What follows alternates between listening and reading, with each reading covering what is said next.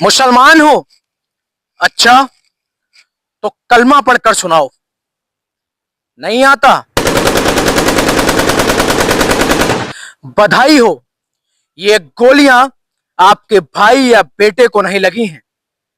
लेकिन कब तक खैर मनाओगे?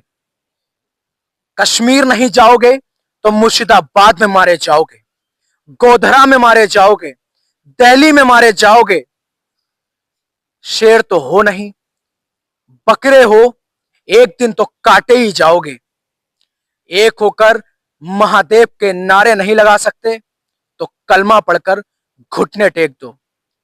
गुस्सा आ रहा है, कमेंट बॉक्स में गालियां लिखने का मन हो रहा है, लिखो।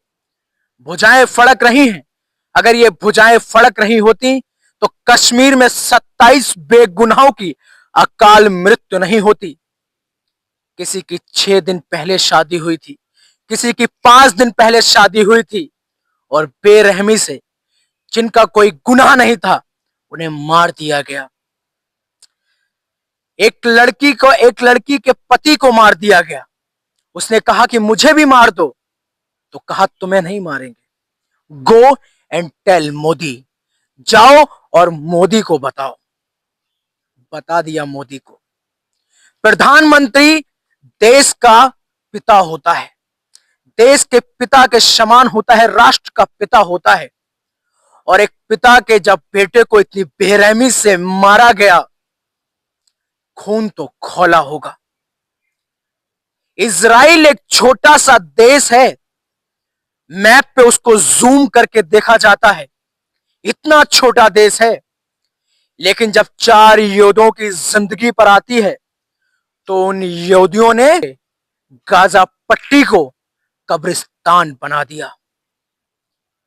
आज भारत के 27-28 बेकसूरों की, मासूमों की कश्मीर में हत्या कर दी गई, सिर्फ उनका धर्म पूछकर। मोदी जी को एक्शन तो लेना पड़ेगा। एक्शन इसलिए लेना पड़ेगा क्योंकि आप राष्ट्र के पिता हैं, इसलिए आपको एक्शन लेना पड़ेगा। आपसे सवाल भी पूछा जाएगा। सवाल पूछा जाएगा रक्षा मंत्री राजनाथ सिंह से, सवाल पूछा जाएगा गृह मंत्री अमित शाह से, और जवाब भी देना पड़ेगा।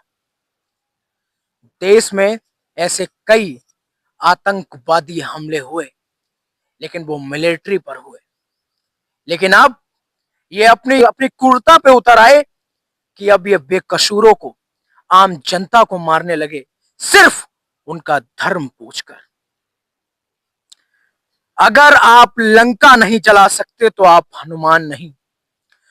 अगर आप रावण को नहीं मार सकते तो आप राम नहीं। मोदी जी को जवाब देना पड़ेगा।